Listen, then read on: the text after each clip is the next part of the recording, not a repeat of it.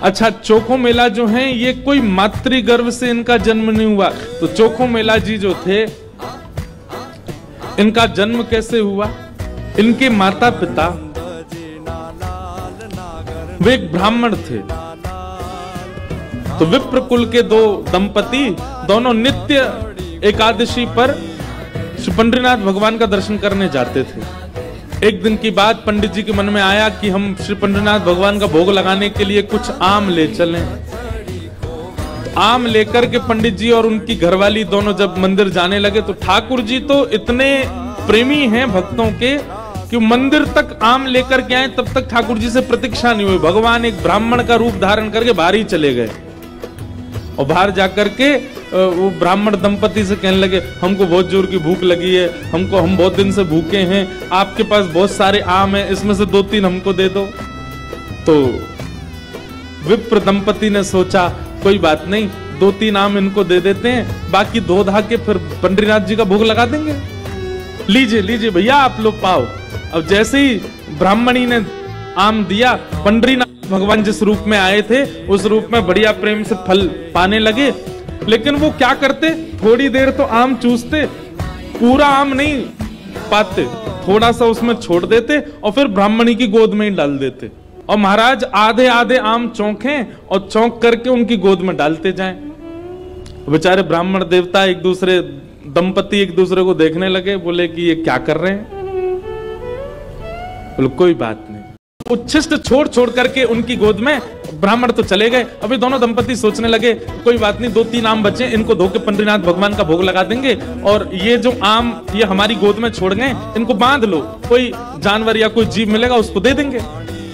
अभी इनमें आम बचे हैं, कोई जीव खा लेगा।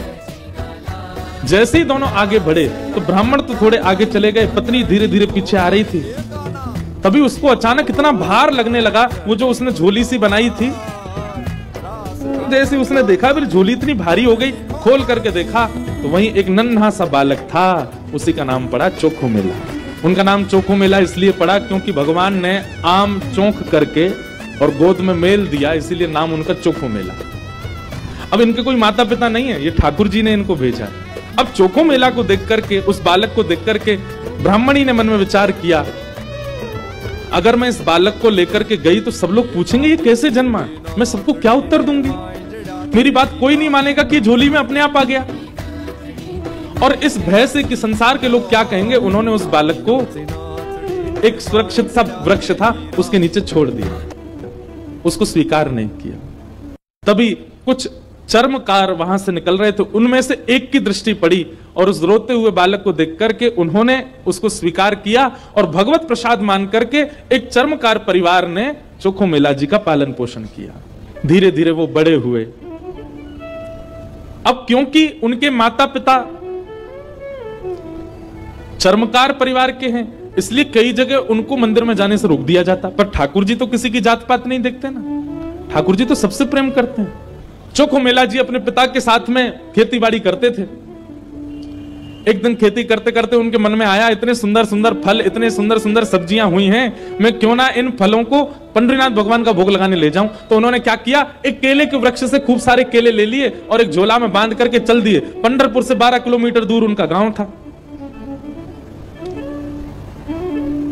जैसे ही पहुंचे पंढरपुर, इतने आनंद में भर गए कि उन्होंने विचार ही नहीं किया। बहुत लोगों ने रोकने का प्रयास किया कि इनको मंदिर में ना घुसने दिया जाए, ये अधिकारी नहीं है, लेकिन वो तो इतने भाव में आ गए कि वो घुसते ही चले गए। और जैसे भीतर पहुंचे महाराज, लोगों ने घेर करके चोखो मेला जी को पीट दिया, बहुत मारा, उनके वस्त्र फाड़ दिए, सिर में चोट लगी, हाथ में चोट लगी, पैरों में चोट लगी, सब जगह इतना जख्म दे दिया। चोखो मेला जी रोते रोते वापस आ गए। पंडरीनाथ भगवान को भोग नहीं लगा पाए।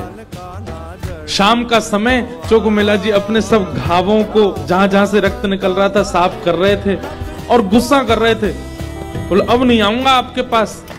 बैठ गए हो, ईंट के ऊपर खड़े हो गए हो, इतने सारे अपने आगे जो है धर्म शास्त्र के मर्मज्ञ लगा दिए हैं, वे सब जात पात देख करके दर्शन कराते हैं, खड़े रहो, बने रहो महाराज अपने रूप में, हम तो नहीं आएंगे आपका। अरे कुछ करने थोड़ी आया था, कुछ मांगने थोड़ी आया था, अपने खेत के बढ़िया फल लेकर के आपका भोग लगाने आया था।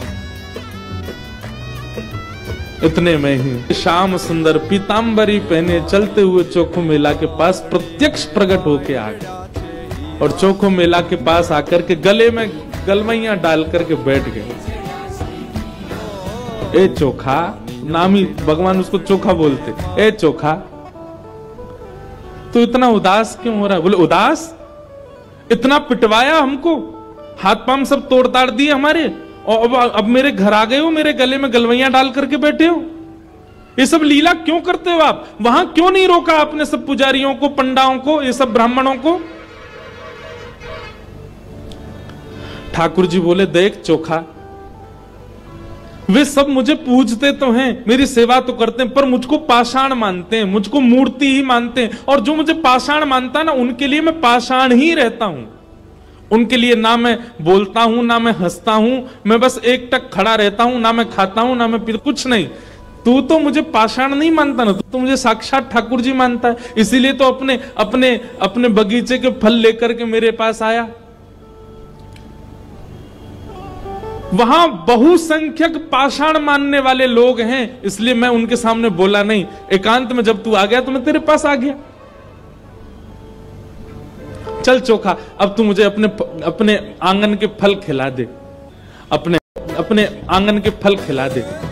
अपने हाथों से सुंदर छिलका उतार करके श्री पंडरीनाथ भगवान को अपने हाथ से खिला रहा है चोखो मेला। भगवान ने 2-3 केला पाए, और 2-3 केला पाने के बाद में भगवान बोले ए चोखा सुन, अब मत खिला, अब बाकी के जितने बच्चे हैं ये सब मेरी पीतांबरी में बांध दे।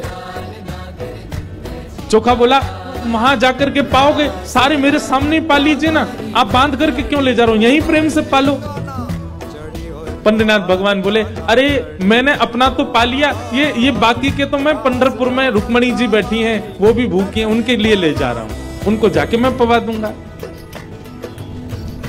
आज चोखा तेरे ऊपर इतना प्रहार किया ना सबने, तेरे ऊपर इतना अत्याचार किया सबने, इसलिए मैंने और रुक्मणी जी ने आज भोजन ही नहीं किया, हम दोनों भूखे हैं। अब मैंने तो पा लिया, अभी रुक्मणी जी के लिए ले जाऊंगा। भगवान अपनी पीतांबरी में केले बांध करके पंढरपुर आ गए, और पंढरपुर में आकर के रुक्मणी जी को पवाया।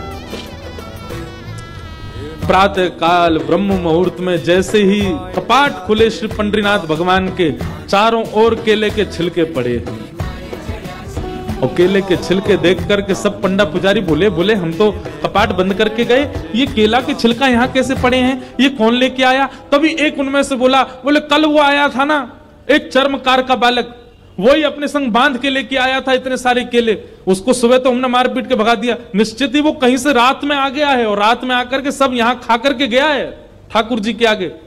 उसका उद्देश्य तो गर्भगृह को बेकार करना ही था, इसलिए ये सब हुआ है, ये उसी ने किया है। और सब पंडा पुजारी नाराज हो गए, अपने हाथ में डंडा ले करके कमर कस के सब पहुंच गए चोखो मेला के घर, और वहां पहुंच करके घर से निकाल करके फिर पीटा उनको, फिर मारा। चोखो मेला घर में सो रहे थे, और घर में जाकर के वहां से घसीट करके उनको मारा सबने। बोले अरे दुष्ट पापी, तुझको मंदिर में नहीं जाने दिया तो रात्रि तू गर्भगृह में घुस गया। चोखो मेला पिटते रहे, नेत्रों से आंसू बहाते रहे, जय हो पंडरीनाथ, कैसी लीला करते हो, सुबह पिटवाते हो, रात में आकर के खा जाते हो मेरे हाथ से। लेकिन अब की बार श्री पंडरीनाथ नाराज हो गए।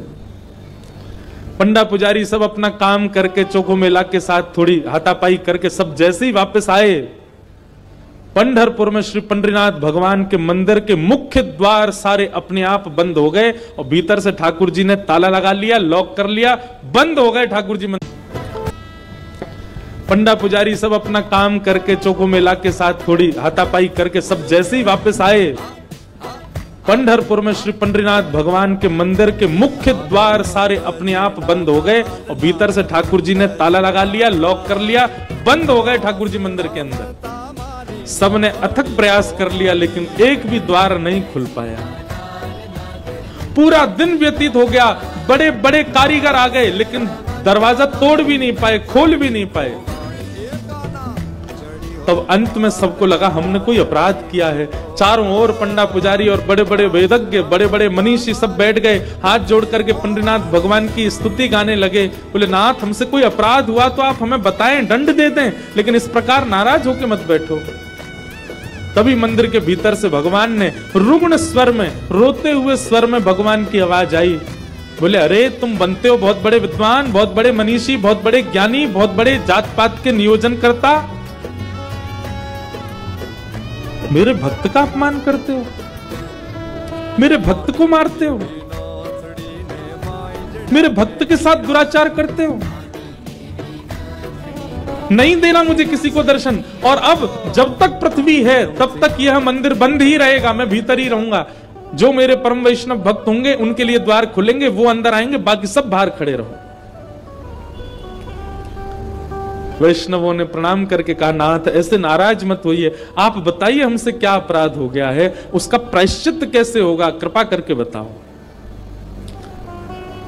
भगवान बोले मेरे चोखो मेला को जिस प्रकार तुम लोगों ने सबने जुट बना करके जाकर के उसको मारा है, अब तुम सभी वेदज्ञ, तुम सभी ब्राह्मण, तुम सभी श्रेष्ठ जन पाल की सजा के लेके जाओ और चोखो मेला को बिठा करके नाचते गाते उत्सव जैसे एक मेरी पाल की सवारी निकालते हो, ऐसे चोखो मेला की सवारी पूरे नगर में घुमाते हुए मेरे सामने लेकर के आओ, तब मेरे द्वार खुलेंगे, तब मैं तुमको क्षमा करूंगा, नहीं तो नहीं करूंगा।